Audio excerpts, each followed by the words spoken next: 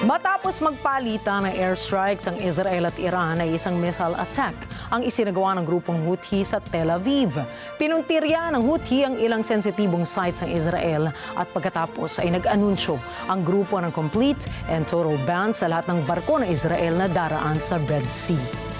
Nagbabala pa ito na palalawigin nila ang kanilang operasyon laban sa Israel bilang ganti umano sa pag-atake ng Tel Aviv sa Iran at sa Lebanon. Ayon naman po sa Israel Defense Forces na intercept ng kanilang air defense system ang pag-atake ng Houthi sa bansa.